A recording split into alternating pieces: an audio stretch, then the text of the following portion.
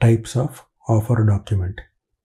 ఎప్పుడైనా పబ్లిక్ దగ్గర నుంచి షేర్స్ కానీ సెక్యూరిటీస్ కానీ ఇష్యూ చేస్తున్నప్పుడు లేదా ఫండ్స్ రేస్ చేస్తున్నప్పుడు అవసరమైనటువంటి లీగల్ డాక్యుమెంట్స్.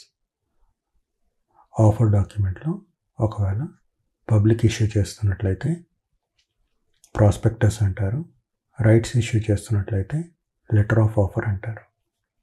ప్రాస్పెక్టస్ అనేది మెయిన్ డాక్యుమెంట్ ఉంటుంది. ఆ డాక్యుమెంట్లో ఎన్ని షేర్స్ ఇష్యూ చేస్తున్నాం,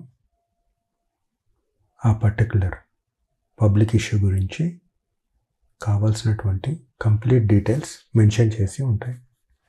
డ్రాఫ్ట్ ఆఫర్ డాక్యుమెంట్, దీన్ని సెబీతో కానీ మరియు రిజిస్టర్ ఆఫ్ కంపెనీస్ ఆర్ఓసితో కానీ ఫైల్ చేసి దాన్ని పబ్లిక్కి అవైలబుల్గా ఉంచాలి. రెడ్ హెరింగ్ ప్రాస్పెక్టస్, ఇది కేవలం బుక్ బిల్డింగ్ ఇష్యూ చేస్తున్నప్పుడు మాత్రమే ఫైల్ చేస్తారు. రెడ్ హెరింగ్ ప్రాస్పెక్టస్లో ప్రైస్ బ్యాండ్ మెన్షన్ అయి ఉంటుంది. అంటే ఫ్లోర్ ప్రైస్ మరియు క్యాప్ ప్రైస్, దీంట్లో ప్రైస్ మెన్షన్ చేసే అవసరం ఉండదు. ప్రాస్పెక్టస్ ఇది మెయిన్ డాక్యుమెంట్. దీంట్లోపల కావాల్సినటువంటి ఇష్యూ యొక్క అన్ని డీటెయిల్స్ కూడా మెన్షన్ చేసి ఉంటాయి. లెటర్ ఆఫ్ ఆఫర్, ఇది కేవలం రైట్స్ ఇష్యూ లేదా కన్వర్టబుల్ సెక్యూరిటీస్ ఇష్యూ చేసేటప్పుడు మాత్రమే ఇష్యూ చేస్తారు.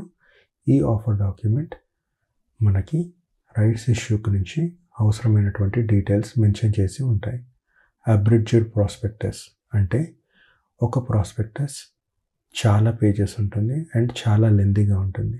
అది అందరూ ఇన్వెస్టర్స్ చదవడానికి చాలా టైం పడుతుంది. కాబట్టి ఆ ప్రాస్పెక్టస్లోంచి మెయిన్ పాయింట్స్ తీసుకొని ఒకవేళ ఒక సమ్మరీ తయారు చేసినట్లయితే దాన్ని అబ్రిడ్జ్డ్ ప్రాస్పెక్టస్ అంటారు. అబ్రిడ్జ్డ్ లెటర్ ఆఫ్ ఆఫర్ అనగా same summary of letter of offer.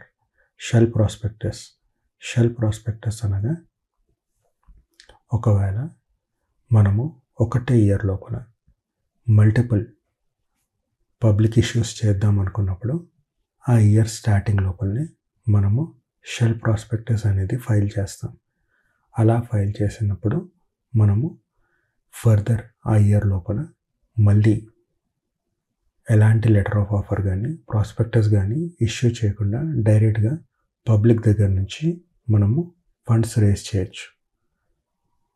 అలాంటి ప్రాస్పెక్టస్ని షెల్ ప్రాస్పెక్టస్ అంటారు.